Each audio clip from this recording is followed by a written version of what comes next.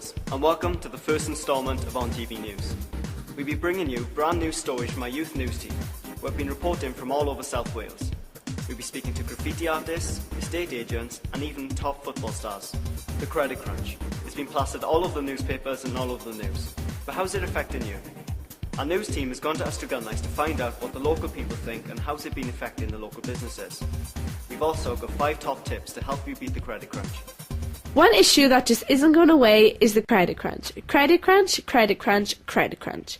Over the past few months, Britain has been facing tougher times. There are countless effects of the credit crunch. People are losing jobs, businesses are going bankrupt, and banks are slowing down on giving out loans. There's been a lot of media coverage on this topic. We hear about the doom and gloom every day on the news. Here in Powys, the council turned the streetlights off in an attempt to save some money. But could saving money like this be dangerous? Let's see what the council have to say. The streetlights are being switched off to save the cost of the power because of the increasing energy costs naturally. We are saving somewhere in the region of 240,000, which literally is £250,000, isn't it?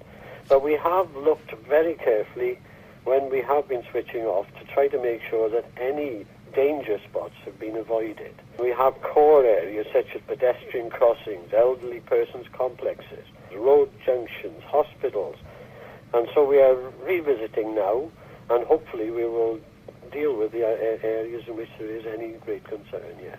Estate agents are seeing a huge decline in the amount of houses being sold, but house prices are dropping.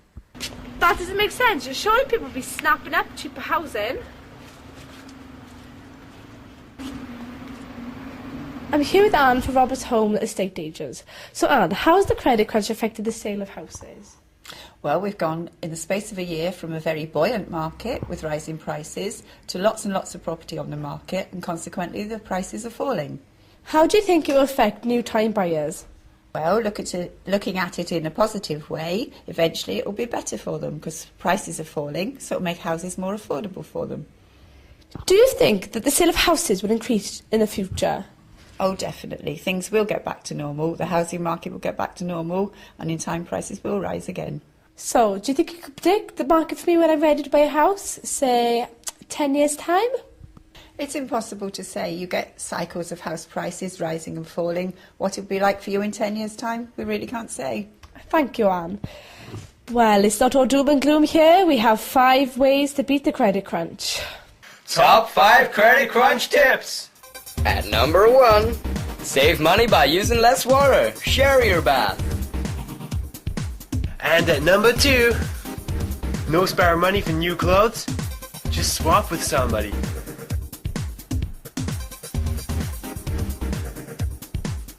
At number 3, budget holidays. Who needs the sun when you can have a cozy little tent? And then at number 4, the credit lunch. No more eating out. It's time to embrace packed lunches.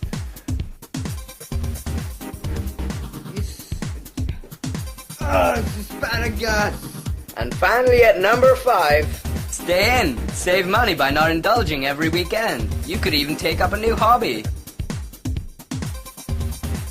So, we've heard how it's affected businesses and the housing market, but how has it affected you? As I recently passed my driving test, and because there's a shortage of jobs around, I'm really going to struggle to find a car and afford to run it and everything. Not much so, besides the fact that I'm planning to go to university and banks might be a bit apprehensive to give a loan due to the fact that, the repayments and everything, and finding a job mostly. Yeah, I've been struggling to find a job recently, and since Christmas coming up, I can't afford to pay much for presents. I think the credit crunch has affected everybody this year, so it's really hard to find Christmas presents that are affordable. And I've had to find a job just to find Christmas this year. Right, thank you, Sian. And that's it from the Credit Crunch Report. Back to the studio. Thanks, Steph. There's certainly some interesting ways to beat the credit crunch.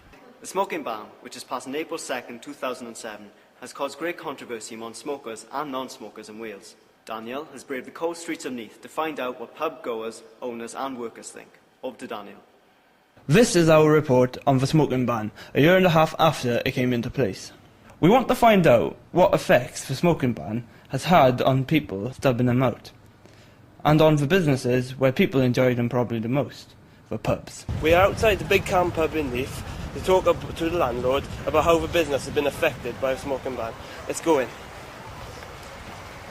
I'm here with Jeff, the manager.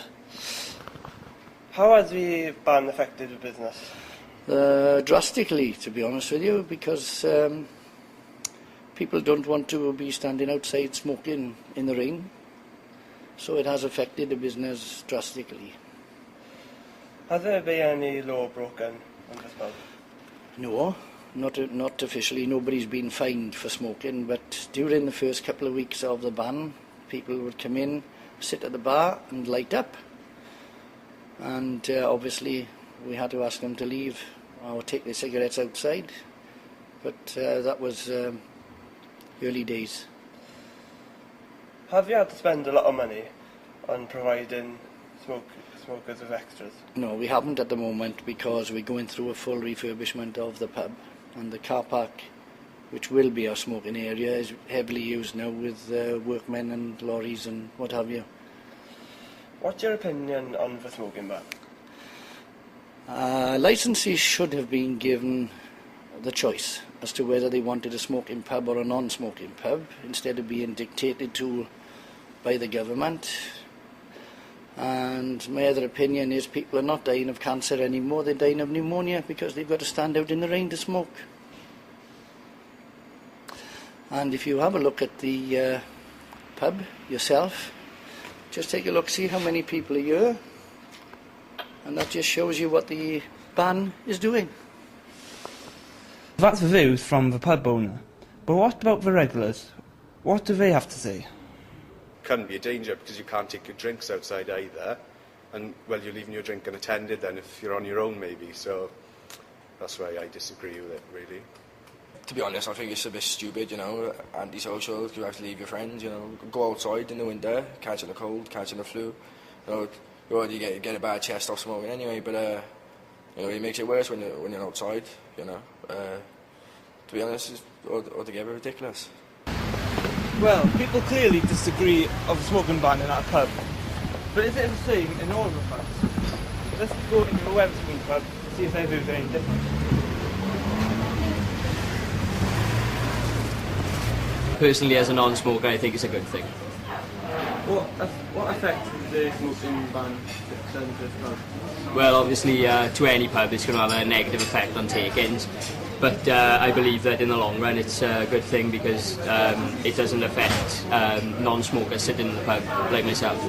The ban has been well received with the workers in Wetherspoons.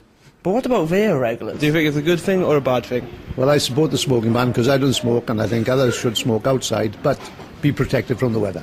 I think it's a good thing in respect of people allowed to do what they want to do, and if they want to smoke out of the area of people that don't smoke, they should be allowed to do that.